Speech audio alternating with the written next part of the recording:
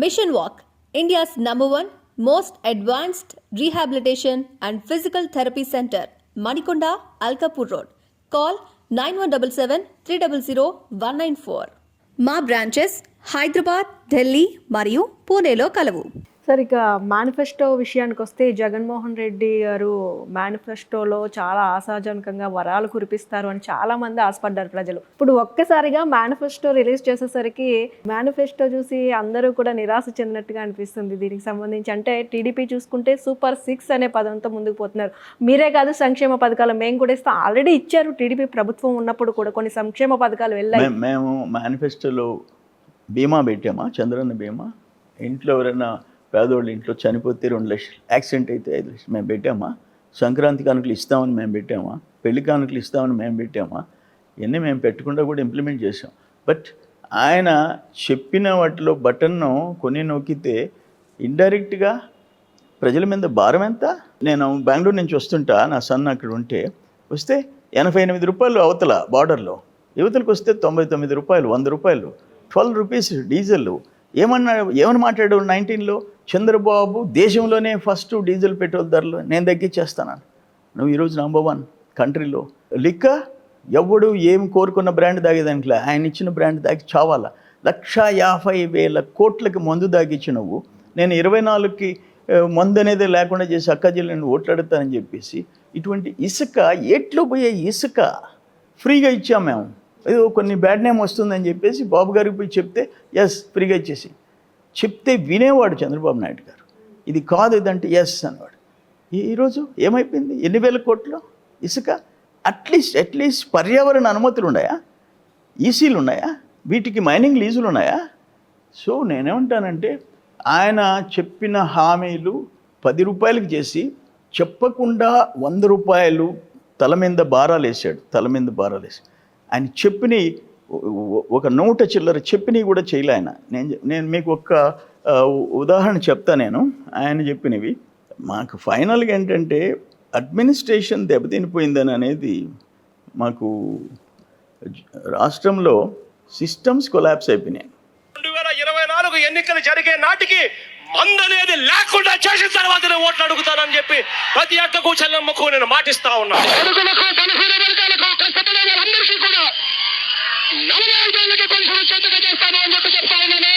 ఆ 20% కూడా పోయి పూర్తిగా 100% సన్న బియ్యం, అటువంటి క్వాలిటీ ఉన్న బియ్యంతోనే ఇవ్వబడుతుంది. 200 యూనిట్ల వరకు మీకు కరెంటు ఉచితంగా ఇస్తామని చెప్పి మీ అందరికీ కూడా చెప్తా ఉన్నా. ఒకసారి మన కరెంటు రేట్లు చూడండి. ఈ రేట్లన్నీ కూడా పూర్తిగా తగ్గించేస్తాను అని చెప్పి మీ అందరికీ కూడా హామీ ఇస్తాను. అమ్మా, దీంట్లో ఇప్పుడు పెళ్లి కాను కూడా చెప్తున్నాడు, పెళ్లి రోజే ఇచ్చేస్తా అంటే 1,00,000 రూపాయలు. ఇప్పుడు ఇంకొక 100 ఉన్నాయమ్మా. టైం లేదు, మీకు టైం ఉండదు, నాకు టైం లేదు, ఎలక్షన్స్ టైం. ఎంత దారుణంగా పచ్చి అబద్ధాలు చెప్తాడు. అవన్నీ ఒక ఎత్తు తల్లి. నువ్వు ఇచ్చిన హామీలు ఎవరైనా కొన్ని చేయలేకపోవచ్చు, ఉండే ఆర్థిక పరిస్థితులు, ఇంకొకటి ప్రయారిటీ ఐటమ్ రావచ్చు. నువ్వు ఎవడివి కాబట్టి శాసనసభలో అప్రూవ్ అయిన ఇంపార్టెంట్ డిపార్ట్మెంట్స్ గుంటల్లో పడి ఎంతమంది చచ్చిపోయినారు, భార్యా బిడ్డలు స్కూటర్లో పోతే ఎంతమంది చచ్చిపోయినాడు. నువ్వెవడివి R&Bలో అల్లికే బడ్జెట్లో కేటాయింపు చేసిన దాన్ని ఖర్చు పెట్టకుండా డైవర్ట్ చేసిన దానికి నువ్వెవడివి? ఇరిగేషన్ నువ్వెవరివి? ఈరోజు పోలవరం, అయ్యో గోదావరి జిల్లాలకు కాదు, పోలవరం పూర్తయితే ఈరోజు పట్టిసీమ పంపింగ్ చేస్తే దానివల్ల ఎన్ని లక్షల ఎకరాలు రాయలసీమలో కాపాడుకోగలిగాము పంటలు. ఎన్ని లక్షల ఎకరాలు ఆ గోదావరి జిల్లాలో పంప్ చేసి కృష్ణా గుంటూరుకి ఇచ్చేసి ఆ వాటర్ని శ్రీశైలం నుంచి డైవర్ట్ చేసుకున్నాం కదా రాయలసీమకి. నువ్వెవడివి ఇరిగేషన్లో 30,000 కోట్లకి ఆపేసి దానికి 5 సంవత్సరాలకి? ఇప్పుడు ఆఖరాని పరిస్థితి ఏంటంటే అమ్మా, ఒక్క మాటలో చెప్పాలంటే ప్రజలు 5 కోట్ల మంది నిన్ను ముఖ్యమంత్రిగా పరిపాలించమని ఒక రాజు, ఆయనకి సచివాలయం, రాష్ట్ర సచివాలయం, సెక్రటేరియట్, ఒక ముఖ్యమంత్రి కుర్చీ, ఆ కుర్చీలో కూర్చొని పాలించండి మమ్మల్ని అని అధికారం ఇస్తాం 5 years. నువ్వు ఆ కుర్చీని తాకట్టు పెడతావా? సెక్రటేరియట్ని తాకట్టు పెడతావా? నువ్వు సెక్రటేరియట్ కట్టావా? అసెంబ్లీ కట్టావా? హైకోర్టు కట్టావా? ఇప్పుడున్న హైకోర్టు, ఇప్పుడున్న అసెంబ్లీ, ఇప్పుడున్న సెక్రటేరియట్ ఎవరు కట్టించింది? తెలుగుదేశం. దాన్ని తాకట్టు పెట్టావు నువ్వు. కొంచెం కాబట్టి కొంచెం సిగ్గుండబడలే? ఒక ముఖ్యమంత్రికి సిగ్గుండబడలే? నేను 24కి మందు అనేది లేకుండా చేసి అక్క చెల్లిని ఓట్లాడుతానని అన్నదమ్ముళ్ళని ఇంకో 10 ఏళ్ళు మా అన్నదమ్ముళ్ళు తాగుతారు, 16,000 కోట్లు అప్పు తెచ్చుకుంటానని చెప్పి బ్రెవరేజ్ కార్పొరేషన్ 10 years తిరిగి కట్టేటట్టు 16,000 కోట్లు అప్పు తెస్తావా నువ్వు?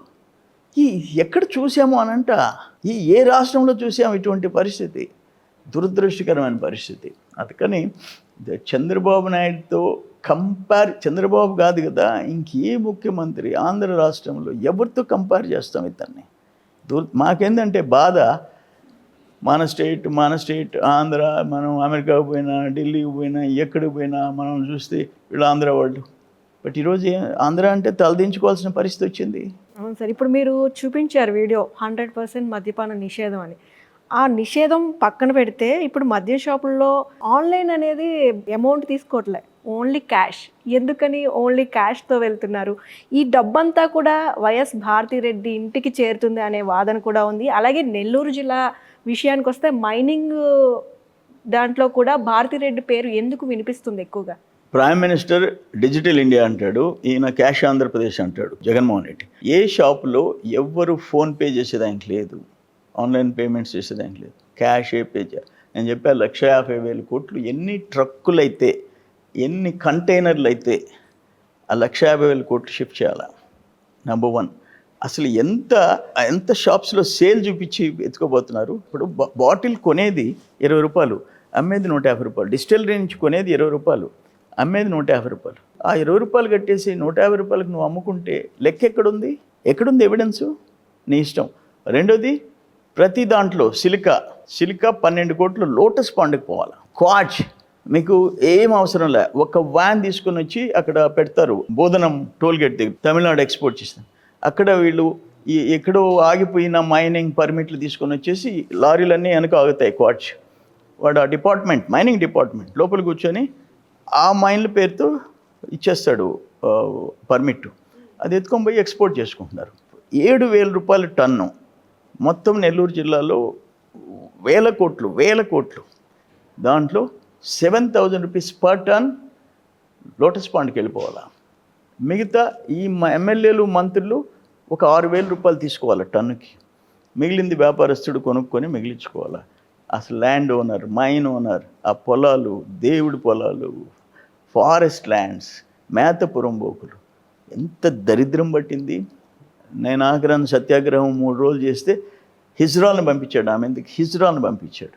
ఎప్పుడన్నా ఉమ్మడి ఆంధ్రప్రదేశ్లో ఒక మంత్రి, ఒక రాజకీయ ప్రత్యర్థి మీద సత్యాగ్రహం చేస్తుంటే రౌడీలను 2 బస్సులో హిజ్రాల్ని పంపించాడు కాకాని గౌతమ్. ఆయన మంత్రిగా పెట్టుకున్నాడు జగన్మోహన్ రెడ్డి.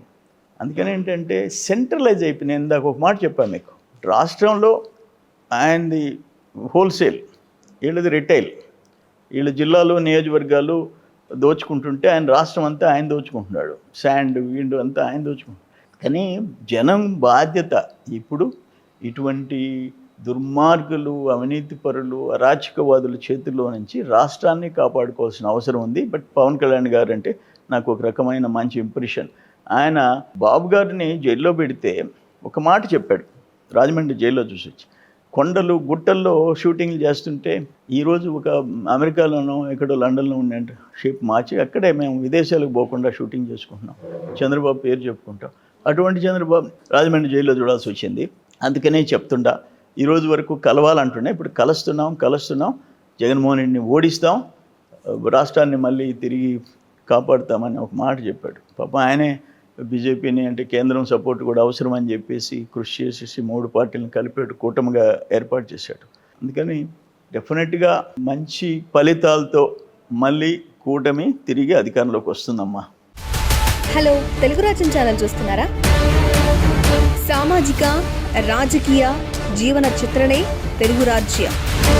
అతిశయోక్తులు, అసత్యాలు ఉండవు. రాజకీయ కోణం కాదు, ప్రజా కోణమే కొలబద్ద. తెలుగు రాజ్యం వీక్షణ మీ ఉత్తమ అభిరుచికి నిదర్శనం.